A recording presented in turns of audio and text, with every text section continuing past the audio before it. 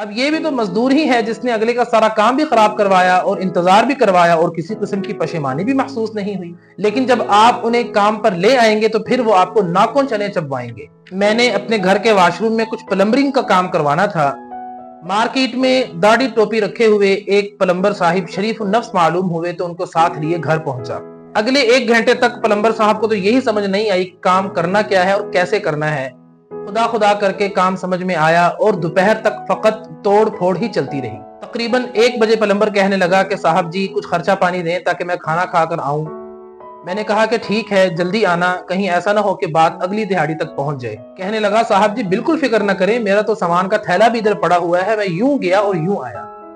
ناظرین آپ جان کر حیران رہ جائیں گے کہ وہ پلمبر اگلے 1 ہفتے تک قریب بھی نہیں پھٹکا اور مجھے کسی دوسرے کاریگر کو لا کر وہ ادھورا کام مکمل کروانا پڑا۔ کوئی 10 دن بعد وہی پہلے والا پلمبر آیا اور اپنا تھیلا لینے کی ضد کی۔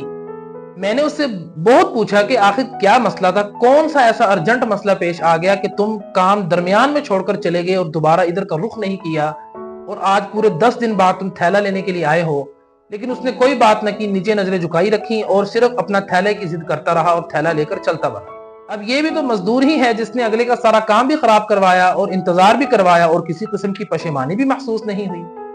زیادتی صرف ایک جانب سے نہیں بلکہ دونوں طرف سے ہے۔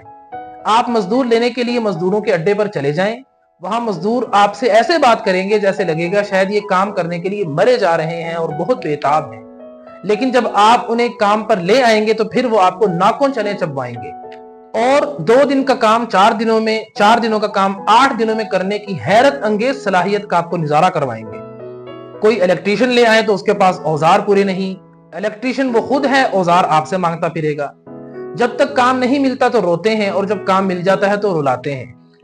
کیا آپ کا بھی کبھی کسی ایسے سست اور کام چور مزدور سے واسطہ پڑا ہے؟ کمنٹ میں ضرور بتائیں۔